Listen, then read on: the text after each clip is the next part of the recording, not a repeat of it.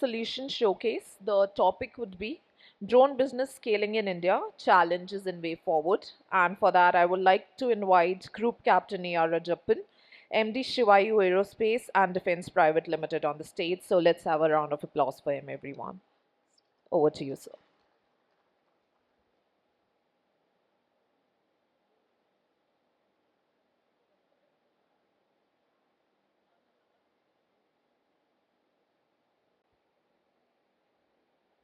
Well, ladies and gentlemen, the drone application in India is not new. For the last 25 years, the armed forces have been using drones and in a very, very tactical and to some extent strategic manner.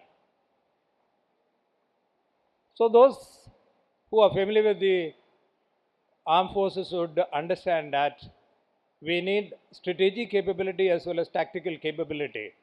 And you also know that the drones were used right from the Gulf War, which happened in 2001. And thereafter, in the ensuing operations, 2003 in Afghanistan till 2023, then the operations in Azerbaijan, then the ongoing Ukraine and Russian war, and the recent Israeli, Hamas, and Hezbollah operation. Everywhere, you know, the drones are the game changer. They are giving the tactical advantage and surprise to the forces against the terrorists.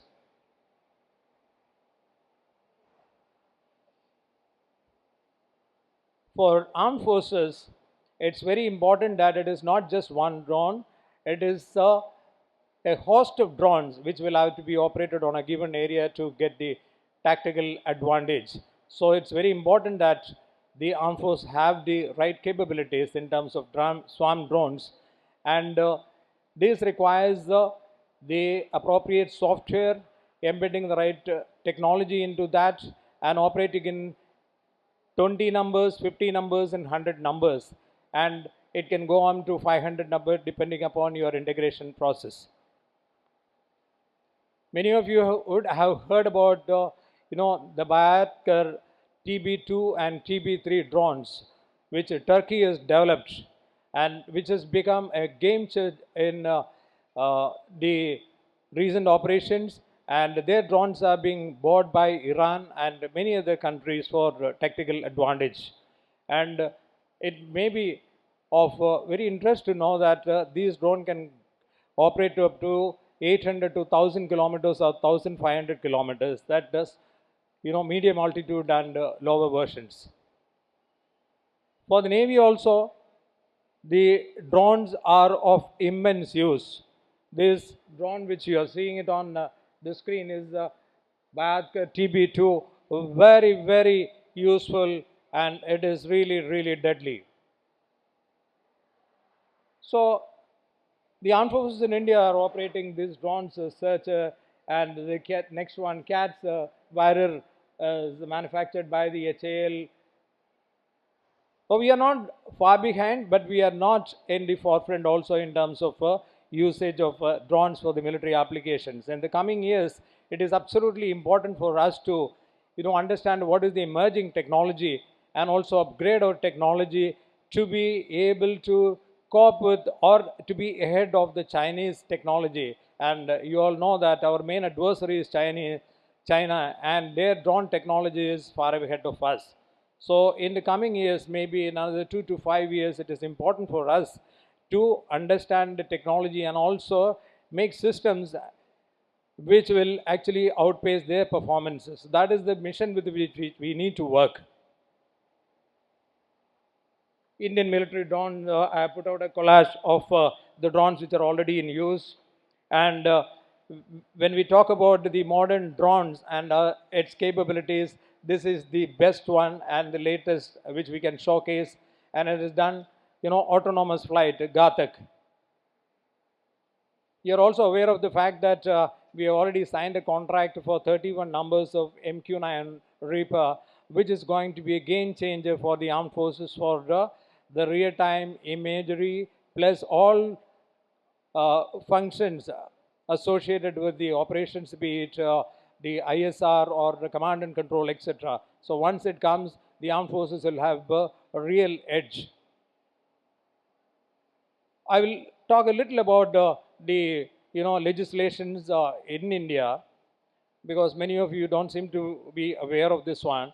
From 2014, from a drone denial regime to 2021, we have come a long way. And the government is completely seized with the problems and also the opportunities available, and how to make India a hub for manufacturing the drones for the world, which they have envisioned 2030 as the year by which time we should have developed capabilities and to become the exporter, next exporter of drones of the cutting edge technology. It is not that normal drones which could be used for the logistics purposes, etc. But it's important that we should be able to develop drones at a much cost effective and also faster ones with a long range. So this is the history of the drone legislations in India. And last year, the drone export policy and ban has also been liberalized. Then DGC has come out with the two advisory circulars, which is Aircraft Engineering Advisory Circular and Guidance on Type Certifications. These are again very, very important, circulars and legislations, policies, which will enable the drone companies to facilitate the maintenance and repair, and also what is more importantly, eVTOLs up to 5,700 kg category. That means up to 3 or 4 passengers, depending upon the all of height of the platform, advanced air mobility platforms. I am one of the people in India who is driving the implementation or rollout of eVTOLs in India. My own company is designing a battery operated helicopter, which is in the process of design, and depending upon the availability of fund, we will be able to take this project forward. So the government policies which we have already discussed, the government is very, very generous in terms of facilitating policy, but considering the need and also the scale, it is important for the government to come out with the more policies which will generate the demand as well as ease out the manufacturing and also the embedding of the technologies into these systems. So there are over 100 plus applications.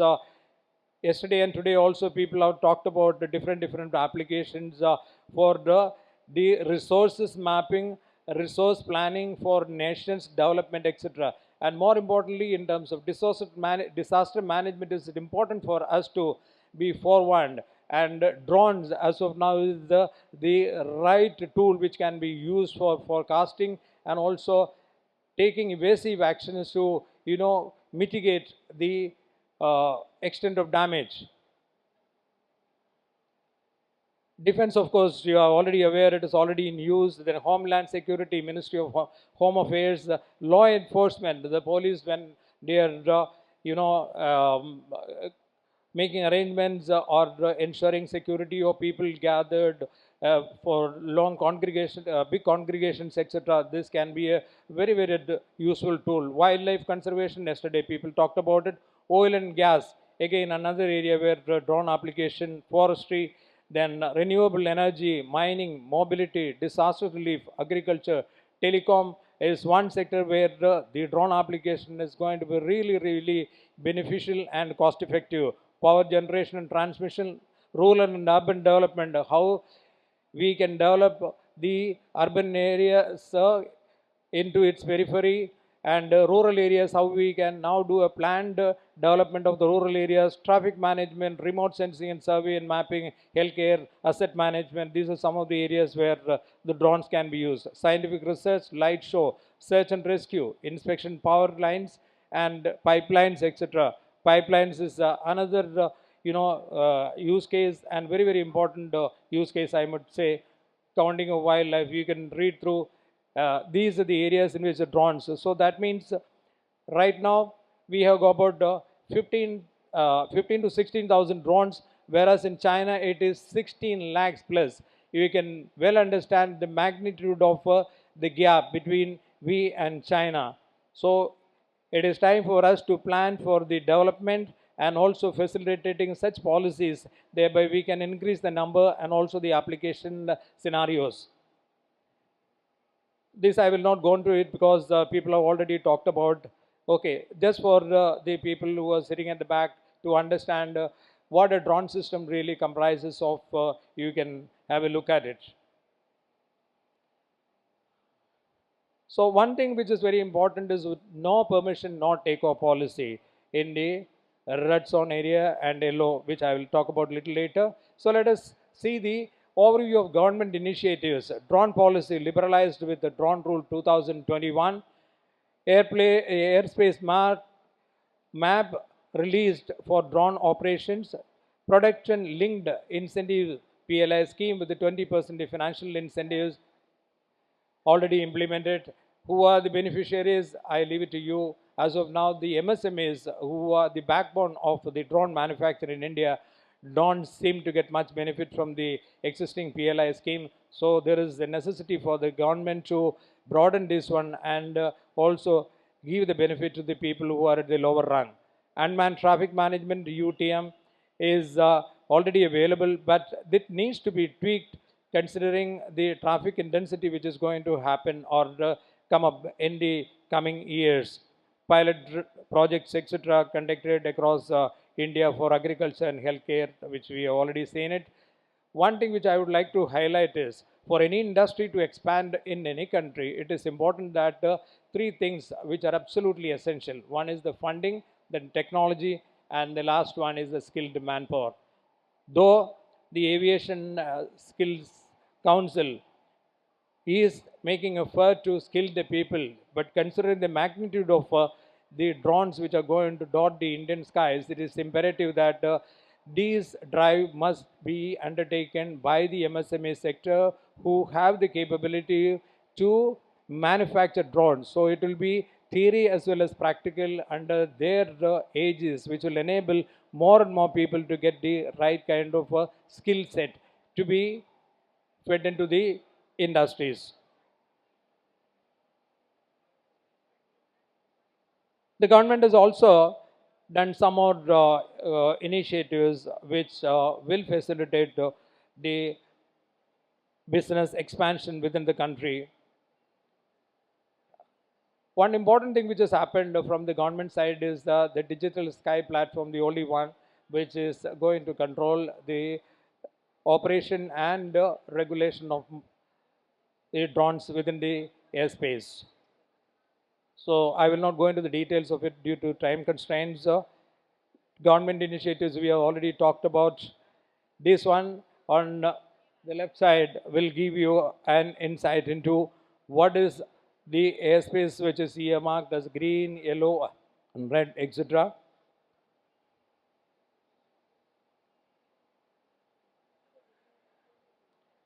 So let us come to the number of companies which are into manufacturing and what are the business volume as of now, what is intended by 2029. And it is very glad to see that this particular industry is increasing or expanding at a very very comfortable figure of 17 percentage year on year, and investment is surging. And by hearing from the people who were on the panel discussion and also the people who spoke on the drone application within India, and I was very very glad to know that investment is really really increasing, and the kind of technologies, particularly the software technology being developed by the companies within India is remarkable.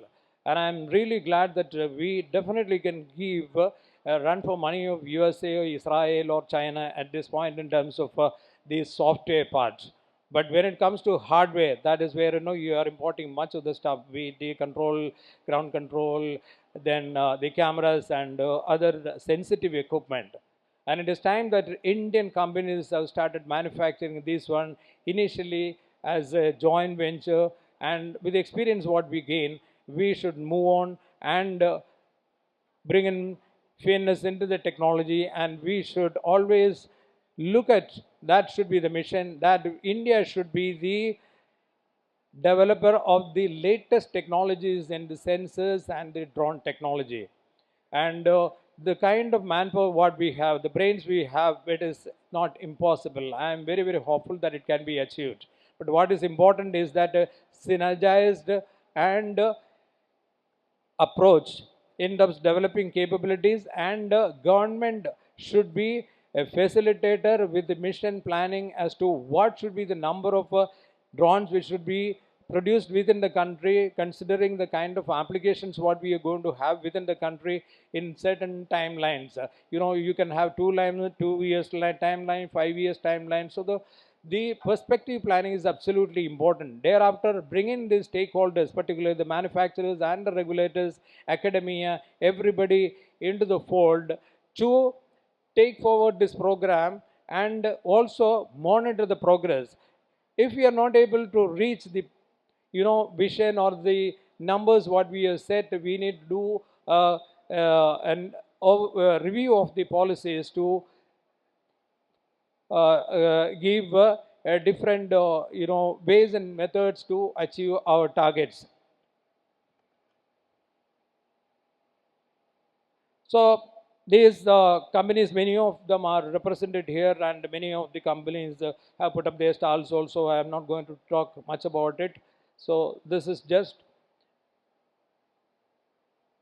a mosaic of the companies which are in India, and major stakeholders in the manufacturing, as well as they are into servicing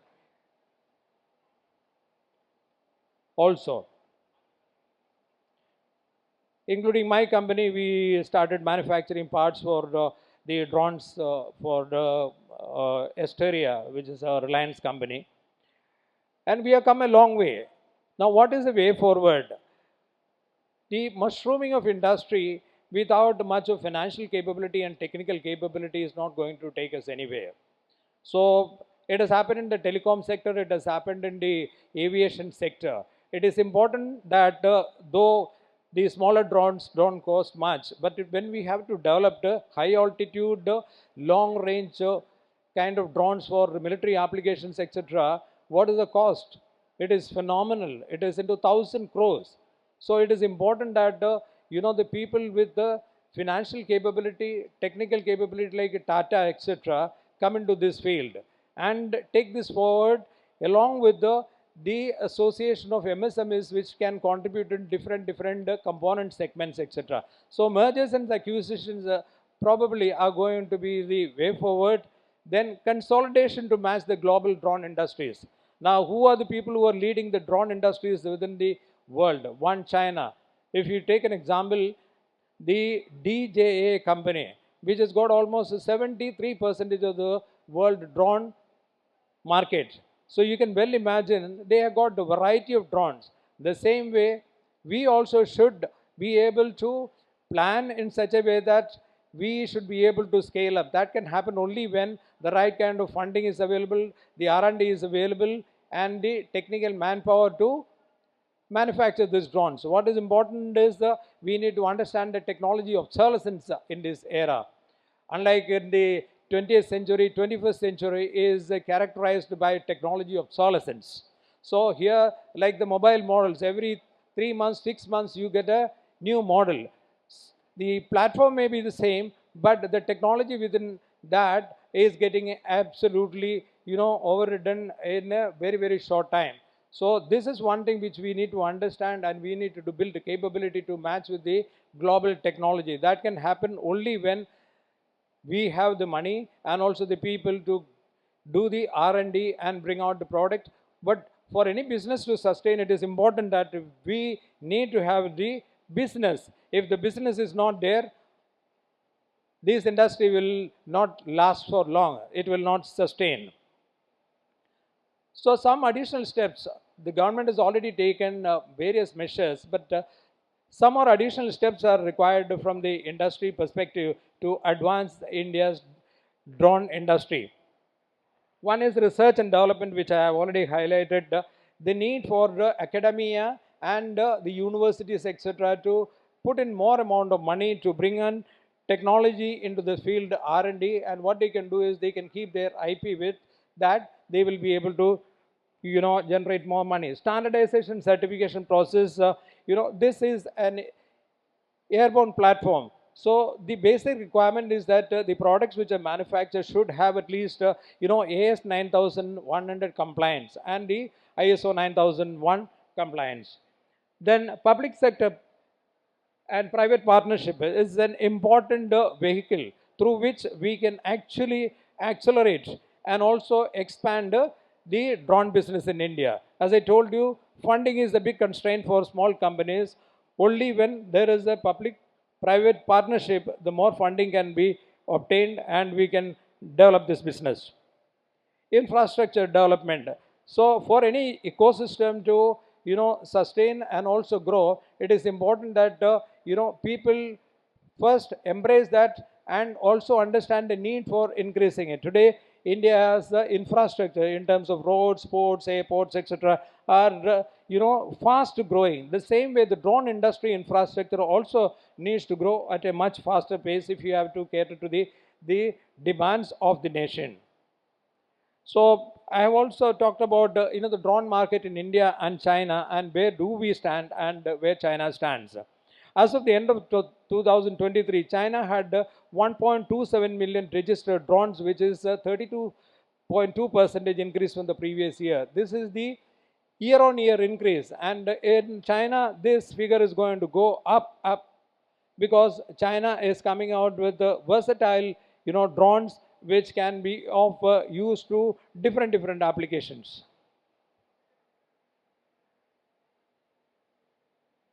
The drone revenue market in 2024 is estimated to be 1.5 billion. By 2030, China's drone market is estimated to be USD 273 billion dollars. This is a debatable figure, but we can at least say that China is going to lead the drone industry market, and there is a big opportunity for India to be a considerable player in the drone market, provided we create the right infrastructure, and also there is collaboration, as I told you, mergers, acquisitions, and consolidation.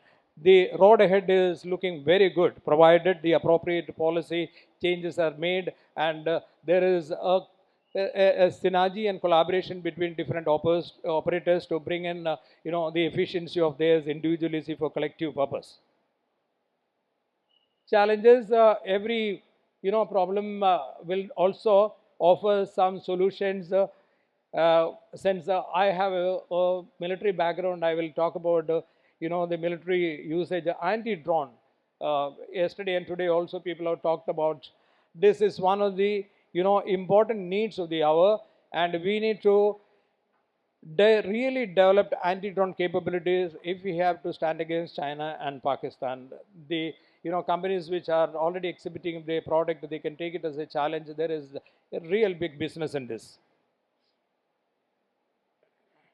Technological opportunities, what we need to do benchmark is the drone technology which is already available across the globe, and we can take Israel and China for the medium range drones. And when it comes to Turkey is another example where the drone technology is really gone far ahead as compared to others. Tactical drones, and the kind of the damages the Turkey drones have caused in the previous wars, it is unimaginable, and it is a low cost tool for the armed forces. So we need to develop this capability, otherwise our armed forces will continue to suffer the casualties. Payload and range, people have talked about this earlier also. It is very important that we should increase the payload and also the range for using these drones in a much more efficient manner. So if we have to do that, then we'll have to go in for high density battery. We also need to go in for high resolution, and to the extent of even 50 pixel or 100 pixel cameras, etc. should be able to. What is important is in a military operation, it is important that we first avoid the collateral damage and also actionable intelligence. Before eliminate somebody, it is important for us to, particularly the terrorists, coming from abroad, the other side of the border, that we need to be 100% sure that we are eliminating the correct person. The market for unmanned aerial vehicle is expected to grow to use $50 billion over the next 15 years, as drones are expected to replace 80% of the tasks currently performed by manned aircraft. So, what is the way forward? We need to encourage the startups and also other drone manufacturing companies, enhance digital sky platform with the different modules, so that its use can be even more easier. A cutting edge tool for drone mark tracking and regulatory compliance, so that the drone operators privacy impact analyses are made public. So people have already talked about the appreciation. What is more important is we should be able to make this platform to function without compromising the national security and compromising the private privacy, public privacy. For that, there is only one solution. You should have the capability to map the drones which are flying through the unique identification number. So any drone, people have spoken about, launching the drone on demand without clearance, etc. I, for one, with a military background, it may not be the right choice, because we need to know what is in the air at any given point of time. Air defense is effective only when we know who is in the air and who is front and foe. So it's important that we must have the capability to map this while flying, and who is the owner, everything. So considering the kind of threats which are emerging and also which is already existing, the terrorists are the people who are going to use this platform to the extent which is unimaginable. So we need to have countermeasures to ensure that at least it will not go into the hands of these anti-nationals or people who are inimical to the country's interest. Indigenous R&D and production, battery motor, these are the areas wherein we need to spend more and more money. Battery means life, and the size, weight we need to reduce. Then motor, brushless motors, we are still importing. It is not a rocket science. When we consider the progress of ISRO, what we have made from the 1950s and in the 20th century, and now in 21st century we have sent our own lunar mission, etc. So this is nothing as compared to them. Then what is that holding us from spending money on the research and development of this? Why we want to import these things? So we have the capability, but only when the right environment is created, the ecosystem is created, this can really grow. Cameras, FPV, flight controller, though a few companies have started making it, but their accuracy and reliability is still under optimum category. Electronic speed controller, propellers, transmitter, receiver, landing gear, etc. Landing gear is a very small technology thing which we can definitely do it. Another area which I want to highlight is the BVOLS operation. Though there was a consortium which was created with the 22 companies, but for some reason this project could not be taken forward. So unless we have the capability for BVOLS operation, we will not be able to increase the range, and will not be able to effectively use the drone capability. The advantages have remote inspections of power lines, the better economics, greater range, education, remote timing, emergency response. So I think time is yeah. I've already got the instruction for wrapping up the presentation. I was given only 15 minutes. I think I was short already. Uh, International collaboration is another area where we need to definitely look at for increasing our capability. And as we already we know that reinventing a wheel is not the right solution. When we can collaborate and get the same kind of technology for a win-win situation, definitely we will be able to make advantage of the technology which is already developed in other area.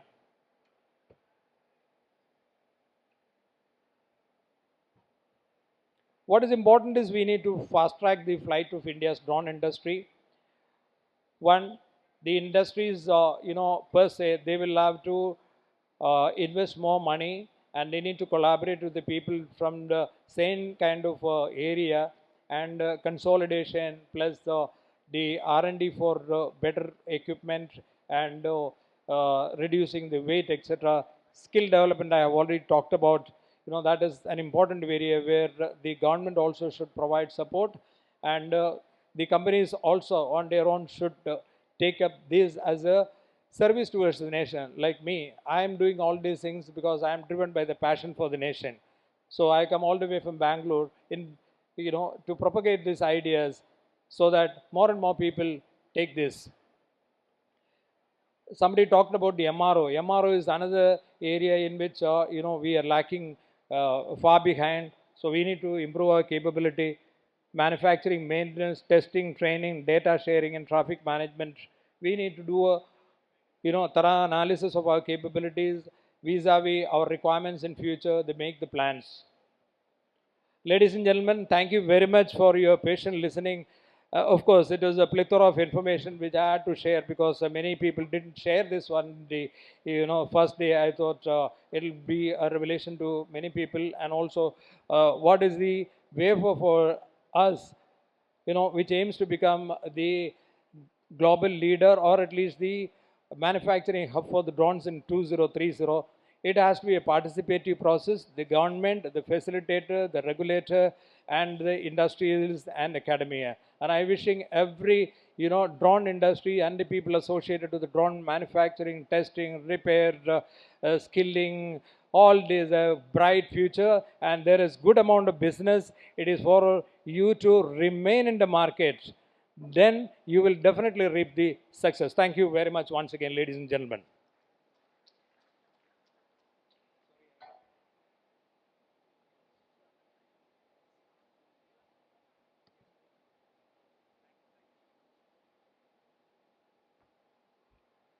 Thank you so much, sir, for that insightful thoughts which you shared with us.